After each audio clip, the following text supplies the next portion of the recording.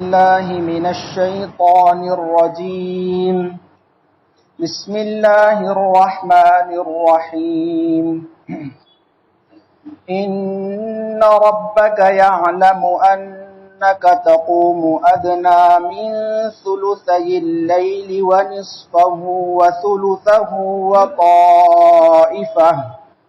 وطائفة من الذين معك والله يقدر الليل والنهار علم أن لن تحصوه فتاب عليكم فاقرؤوا ما تيسر من القرآن علم أن سيكون منكم مرضى وآخرون يضربون في الأرض يبتغون من فضل الله وآخرون يقاتلون في سبيل الله فاقرؤوا ما تيسر منه وأقيموا الصلاة وآتوا الزكاة وأقرضوا الله قرضا حسنا وما تقدموا لأنفسكم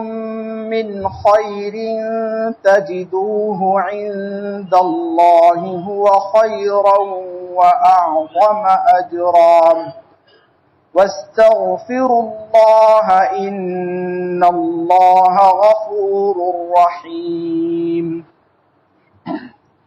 صدق الله العظيم. سبحانك لا علم لنا إلا ما علمتنا إنك أنت العليم الحكيم.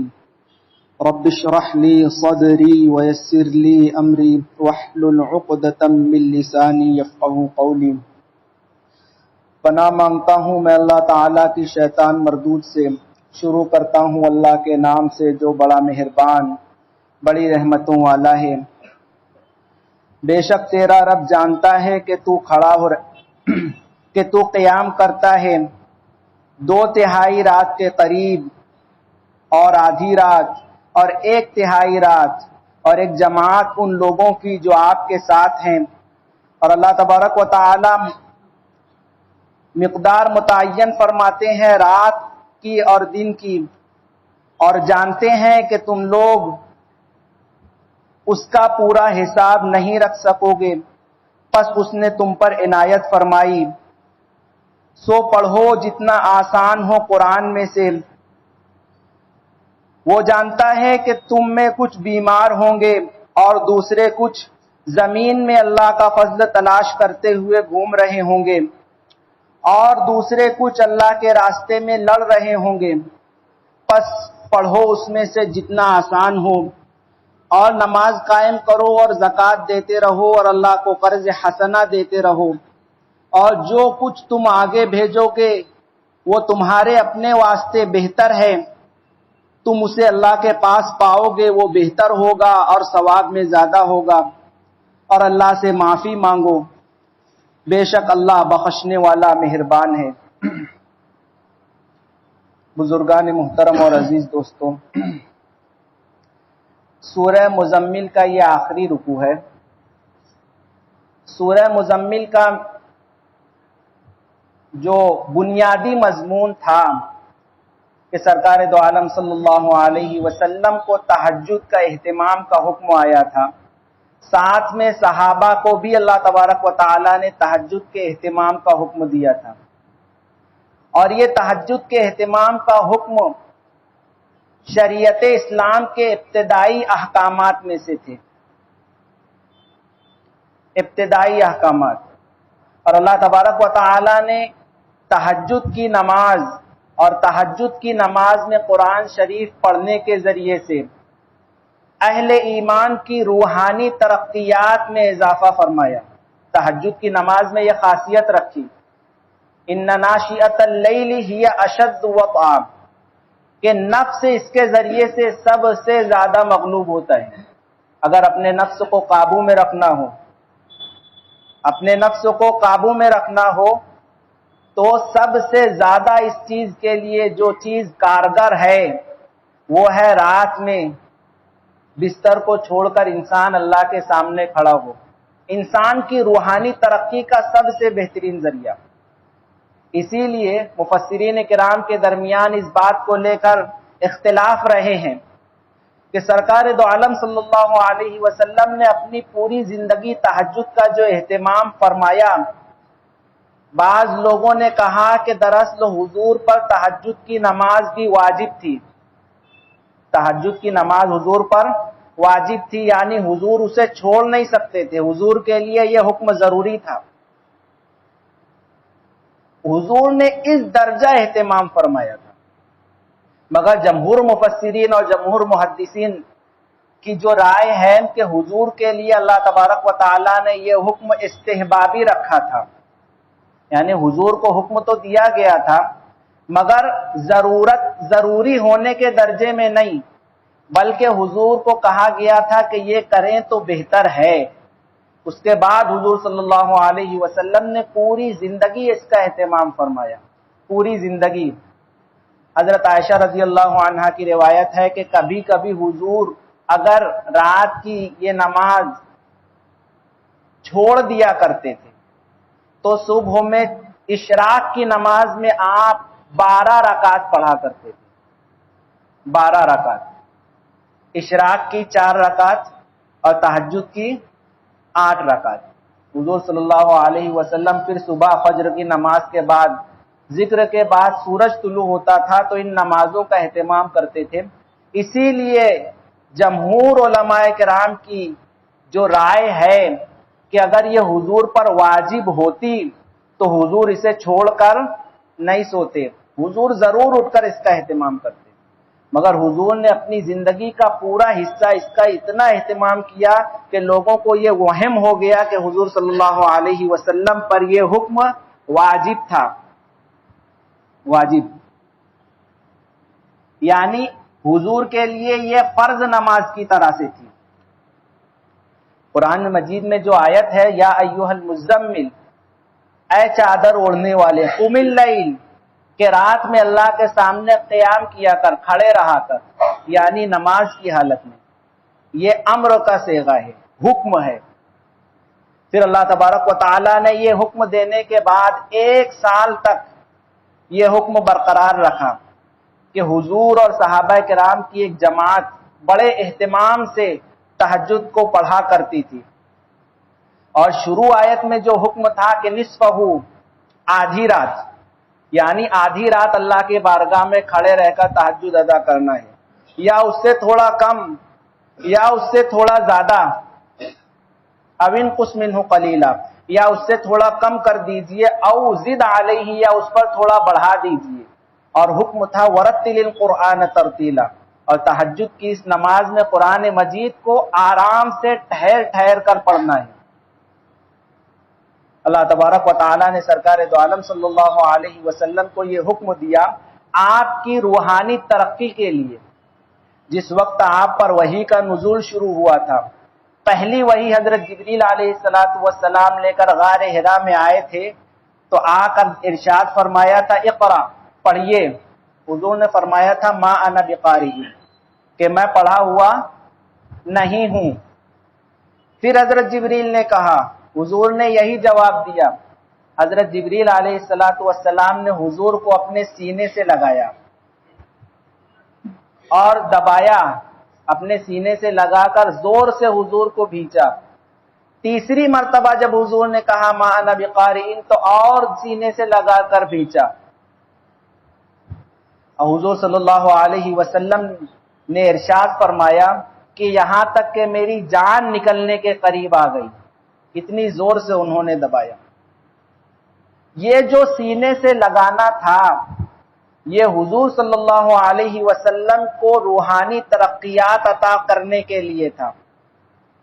قرآن مجید اتنا بڑا کلام ہے، اتنا بڑا کلام ہے کہ اللہ تبارک و تعالیٰ نے اگر ہمیں اس کی طاقت نہ دی ہوتی، اسی لیے قرآن میں کہا گیا ہے، قرآن میں اللہ نے فرمایا کہ اگر ہم وَلَوْ أَنَّ قُرْآنًا سُيِّرَتْ بِهِ الْجِبَالُ أَوْ قُطِّعَتْ بِهِ الْأَرْضُ أَوْ كُلِّمَ بِهِ الْمَوْتَى، اگر اس کے ذریعے ہم پہاڑ کو کہتے کہ چلنے لگ جا تو چلنے لگ جاتا، أَوْ كُلِّمَ بِهِ الْمَوْتَى، مردار کو کہیں گے بات کرنے لگ جا تو مری ہوئی چیز بات کرنے لگے گی، دوسرے مقام پر قرآن مجید کی اہمیت ذکر کرتے ہوئے، اس کی طاقت و قوت ذکر کرتے ہوئے اللہ نے ارشاد فرمایا کہ اگر ہم قرآن کو پہاڑوں پر نازل کر دیتے تو پہاڑ ریزہ ریزہ ہو جاتے، پہاڑ ریزہ ریزہ ہو جاتے۔ قرآن یہ اللہ کا نور ہے، اللہ کا نور ہے، اللہ کی تجلی ہے۔ کوہ طور پر جب اللہ نے تجلی فرمائی تھی تو وہ ریزہ ریزہ ہو گیا تھا۔ حضرت موسیٰ علیہ السلام بے ہوش ہو گئے تھے۔ یہ وہی نور ہے۔ جب اس کی اترنے کی شروعات ہوئی تو سرکار دو عالم صلی اللہ علیہ وسلم کو اللہ تبارک و تعالی نے حضرت جبریل کے واسطے سے اس کو برداشت کرنے کی طاقت عطا فرمائی۔ قرآن مجید کو برداشت کرنے کی، تلاوت کرنے کی اللہ نے طاقت عطا فرمائی۔ یہ طاقت اللہ تبارک و تعالی ڈائریکٹ بھی دے سکتے تھے، یہ طاقت ڈائریکٹ بھی دے سکتے تھے، مگر یہ دنیا دارالاسباب ہے، یہ دنیا دارالاسباب ہے۔ حضور کو ڈائریکٹ ملتی تو ہم میں سے ہر شخص یہ چاہتا کہ ہمیں بھی بغیر کسی سے سیکھے، بغیر کسی واسطے کے اپنی روحانی ترقی مل جائے، ہمیں کسی کی ضرورت نہیں ہے۔ یہ ہماری تعلیم کے لیے تھا کہ حضور کو حضرت جبریل کے واسطے سے ملی، جبکہ تم میں اور ہم میں سے ہر شخص جانتا ہے کہ حضرت جبریل کا مرتبہ حضور سے بڑا ہوا ہرگز نہیں تھا، مگر اللہ تبارک و تعالی نے حضرت جبریل کے ذریعے سے دیا، تاکہ رہتی دنیا تک یہ بات لوگوں کے علم میں رہے کہ علم خداوندی جو نور ہے، جو انسان کے قلب میں روشن ہوتا ہے، انسان کے قلب کو منور کرتا ہے، یہ استاد کے ذریعے سے آتا ہے۔ اللہ تبارک و تعالیٰ کے ذریعے سے حضرت جبریل لے کر آئے، حضور کے دل میں اسے دیا، حضور سے صحابہ نے لیا۔ جو گفتگو ہوتی ہے، حضور کے جو ارشادات ہیں، یہ تو الفاظ ہیں، ان الفاظ کے ذریعے سے جو چیز نکل کر صحابہ کے دلوں میں گئی وہ تھا علم کا نور۔ آج دنیا میں قرآن مجید کو اور حدیث شریف کو ہم سے زیادہ جاننے والے مشرکین موجود ہیں، عیسائی جنہوں نے قرآن کا مطالعہ ہم سے زیادہ کیا ہوا ہے، مگر ان کے دلوں میں یہ ایمانی روشنی روشن نہیں ہوئی، اس لیے سب کچھ جاننے کے باوجود ان کی زندگی تاریک راستوں میں گزر رہی ہے، انہیں ہدایت نہیں ملی۔ یہ ہدایت ملتی ہے واسطوں کے ذریعے سے۔ اسی لیے اولیاء کرام، بزرگان دین کی محفلوں میں انسان کو جانا پڑتا ہے، ان سے نسبت قائم کرنی پڑتی ہے روحانی ترقی کے لیے۔ اگر یہ نسبت کی ضرورت نہیں ہوتی تو اللہ کو اپنے رسول کو بھیجنے کی بھی ضرورت پیش نہیں آتی۔ حضور بھی معلم بنا کر بھیجے گئے تھے، انما بعثت معلما، میں معلم بنا کر بھیجا گیا ہوں۔ اسی لیے کافر کہتے تھے کہ ہمیں ڈائریکٹ قرآن کیوں نہیں دیا گیا، یا ہماری طرح ایک انسان ہے اس کے ذریعے سے ہمیں دیا جا رہا ہے، اللہ تبارک و تعالیٰ ڈائریکٹ قرآن لکھی ہوئی شکل میں ہمیں کیوں نہیں عطا کر دیتے کہ ہم خود اسے پڑھ لیں۔ تو اللہ تبارک و تعالیٰ نے دنیا میں جو کچھ کیا ہے وہ اسباب کے ذریعے سے کیا ہے۔ اللہ تبارک و تعالیٰ بارش بغیر بادل کے برسا سکتے ہیں، بغیر بادل کے بارش برس سکتی ہے، اللہ تبارک و تعالیٰ کی ذات محتاج نہیں ہے بادلوں کی، مگر چونکہ دنیا ہے اور دنیا میں اللہ کا طریقہ یہ ہے کہ یہاں چیزوں کو اسباب سے باندھے رکھا ہے۔ حضور کی پوری زندگی اس چیز کا سبق ہے کہ مشرکین مکہ حملے کے لیے مکے سے نکلے 10,000 کا لشکر لے کر حضور کو اور مسلمانوں کو ختم کرنے کے ارادے سے۔ حضور فاقے کے عالم میں خندق کھود رہے ہیں، پیٹ پر 2 پتھر بندھے ہوئے ہیں، اور آپ اپنے ہاتھوں سے کدال لے کر خندق کھود رہے ہیں اپنی حفاظت کے لیے۔ تم میں سے اور ہم میں سے ہر شخص جانتا ہے کہ اگر حضور نے ہاتھ اٹھا کر اللہ سے دعا کی ہوتی کہ اللہ انہیں راستے میں دھسا دے تو کیا ہوتا؟ دھسا دیے جاتے۔ ہمارا ایمان ہے حضور کا ہاتھ اٹھتا، مگر حضور نے ہمیں اور آپ کو سبق دیا ہے کہ دنیا میں اللہ تبارک و تعالیٰ نے چیزوں کو اسباب سے جوڑ کر رکھا۔ حضور صلی اللہ علیہ وسلم کو قرآن مجید دیا گیا، یہ نور خداوندی ہے، پھر حضور صلی اللہ علیہ وسلم کی زبان مبارک سے یہ لوگوں تک پہنچا۔ اس کے باوجود جب بھی حضور پر وحی نازل ہوتی تھی، حضور صلی اللہ علیہ وسلم کی حالت حضرت عائشہ رضی اللہ عنہا بیان فرماتی ہے کہ آپ بیٹھے ہوئے جھک جایا کرتے تھے، آپ سیدھے بیٹھ نہیں سکتے تھے، آپ کی پشت جھک جایا کرتی تھی اور آپ پسینہ پسینہ ہو جایا کرتے تھے، پسینے میں شرابور۔ اگر اونٹ پر بیٹھے ہوں اور اللہ کی وحی آ جائے تو اونٹ کے اندر کھڑے رہنے کی طاقت باقی نہیں رہتی تھی، اونٹ بیٹھ جایا کرتا تھا اور آوازیں نکالنے لگتا تھا جیسے کہ کوئی اس کی جان نکال رہا ہو۔ ایک مرتبہ حضرت زید بن ثابت رضی اللہ عنہ حضور کے پہلو میں بیٹھے ہوئے تھے، حضور کا پیر کا کچھ حصہ، چار زانو انسان بیٹھتا ہے تو پیر کا کچھ حصہ کبھی کبھی بازو والے کے پیر کے اوپر ہوتا ہے، تو حضور کے پیر کا کچھ حصہ حضرت زید کے رانوں پر تھا اور حضور پر وحی اترنی شروع ہوئی۔ حضرت زید بن ثابت رضی اللہ عنہ فرماتے ہیں کہ میرے پیر ٹوٹنے لگے تھے، مجھے لگ رہا تھا کہ اب میری ہڈی ٹوٹ جائے گی، اتنا بوجھ ہوتا تھا۔ اللہ تبارک و تعالی نے اسی بوجھ کو سنبھالنے کے لیے اور دن میں جو حضور صلی اللہ علیہ وسلم دین کی دعوت کا کام کرتے تھے اور ہر طرف سے آپ کو امید توڑ دینے والے جوابات ملتے تھے، آپ لوگوں کے پاس جاتے تھے، دین کی دعوت دیتے تھے صبح سے شام تک اور ہر طرف سے مایوسی ہاتھ آتی تھی، تو اللہ تبارک و تعالیٰ نے تہجد کی نماز عطا کی، جس کے ذریعے سے اللہ تبارک و تعالیٰ نے آپ کو اتنی ہمت اور حوصلہ دیا، اتنی روحانی ترقیات عطا کی کہ آپ اس کام کو بحسن خوبی انجام دینے لگے، اس کام کے کرنے کی طاقت آپ کے اندر آ گئی، آپ کے اندر اللہ نے حوصلہ عطا کیا سبب کے ذریعے سے، تہجد کی نماز کے ذریعے سے۔ اللہ چاہتے تو ڈائریکٹ بھی دے سکتے تھے، مگر اللہ تبارک و تعالیٰ کی یہ سنت ہے کہ چیزوں کو اسباب سے جوڑ رکھا ہے۔ حضور کے لیے حکم تھا کہ آپ رات کا آدھا حصہ یا آدھے سے زیادہ یا آدھے سے کم نماز کے لیے اللہ کی بارگاہ میں کھڑے رہا کریں۔ حضور صلی اللہ علیہ وسلم کھڑے رہتے تھے۔ وَمِنَ اللَّيْلِ فَتَهَجَّدْ بِهِ نَافِلَةً لَكَ، اور رات میں اللہ کے سامنے محنت کیا کریں۔ محنت، تہجد کا مطلب ہے محنت والی نماز، یہ آپ کے لیے نفل ہے، یعنی آپ کے لیے ہم نے اسے ضروری نہیں قرار دیا، نافلۃ لک۔ اس کے بعد اللہ نے وعدہ کیا ہے عسیٰ ان یبعثک ربک مقاما محمودا، اور امید ہے کہ تیرا پروردگار تجھے کل قیامت کے دن مقام محمود عطا کرے گا۔ کس کے بعد کہا گیا؟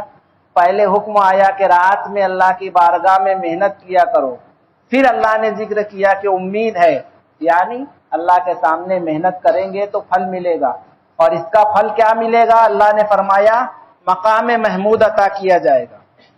اس لیے تہجد کی نماز نفس پر قابو کرنے کے لیے، روحانی ترقی کے لیے، دل میں اللہ کا نور روشن کرنے کے لیے سب سے اہم ذریعہ ہے، سب سے اہم ذریعہ۔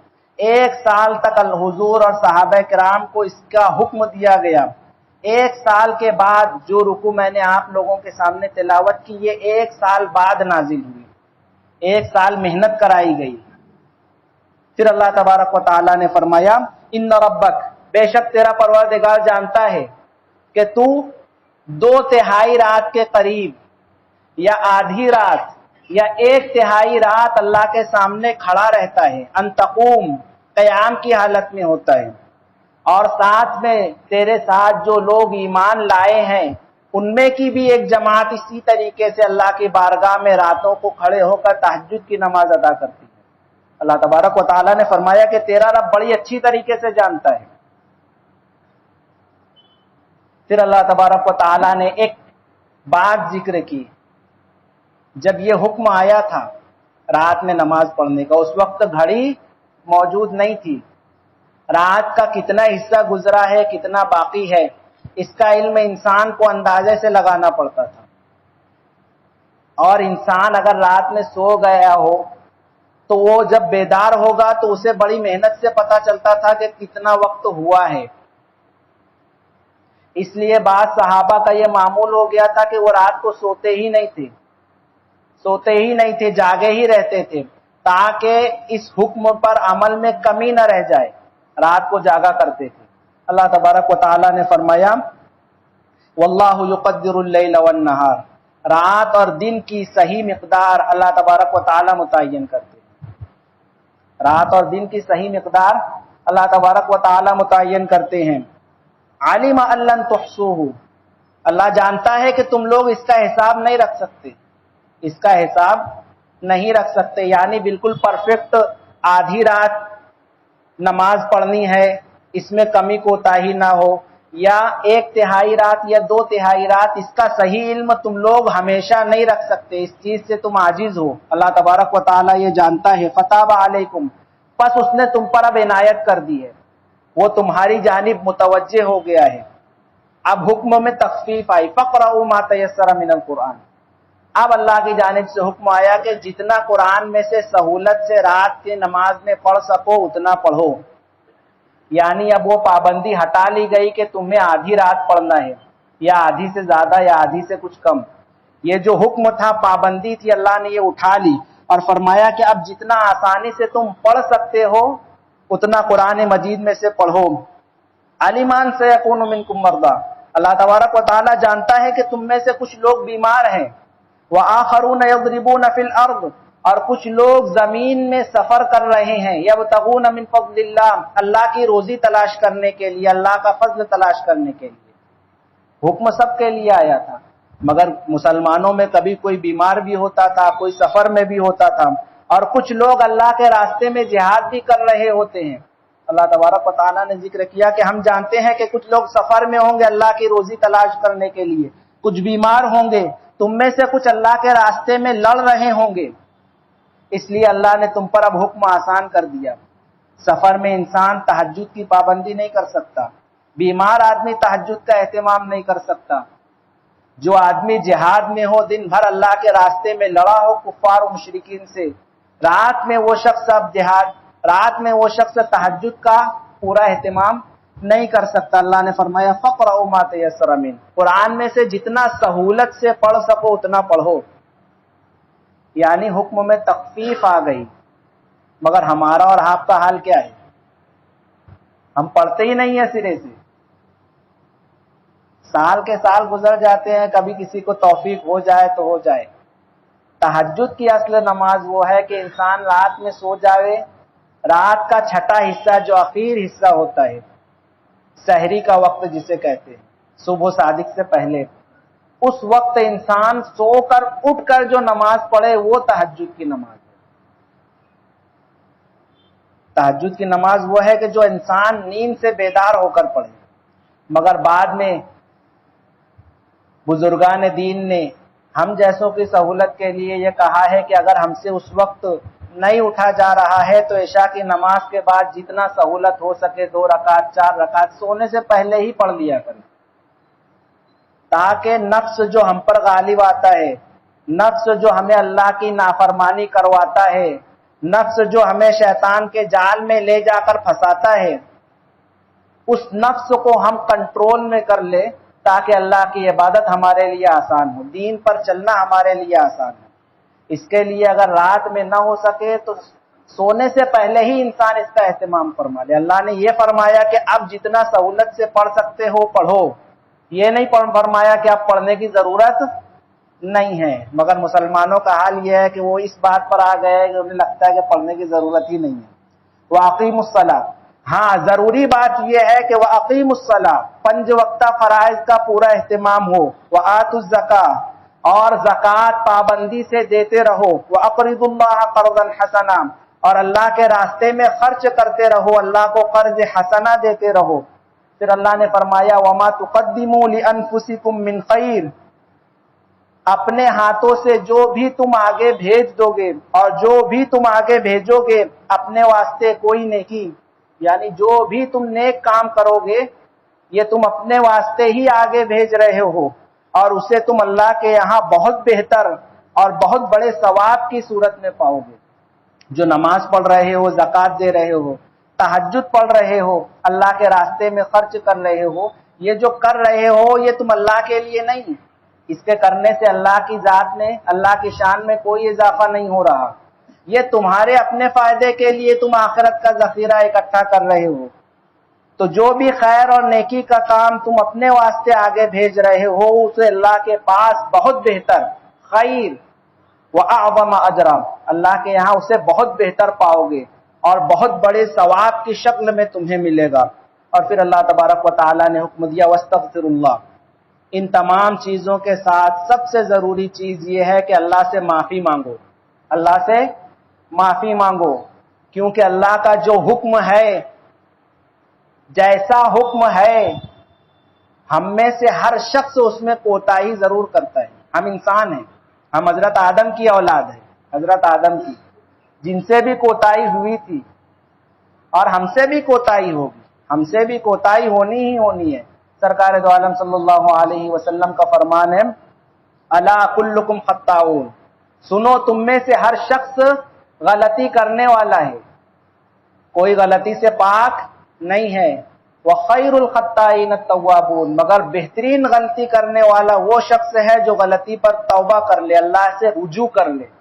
اللہ تبارک و تعالیٰ نے فرمایا ان تمام احکامات پر عمل اللہ کی مدد کے بغیر ممکن نہیں ہے، اور انسان سے اس میں کوتاہی ہونی ہی ہونی ہے۔ اس لیے تمام اعمال کرنے کے بعد سب سے ضروری چیز یہ ہے کہ عمل کرنے کے بعد انسان تکبر میں مبتلا نہ ہو، بلکہ اللہ سے معافی مانگے کہ اللہ جیسا کرنے کا حق تھا ویسا نہیں کر سکے، اور جو کچھ کیا ہے وہ اللہ کی توفیق ہی سے کیا ہے، اس لیے اللہ کے آگے گڑ گڑاؤ، عاجزی کرو، اللہ سے معافی مانگو۔ بے شک اللہ تبارک و تعالیٰ بڑا بخشنے والا اور بڑا مہربان ہے۔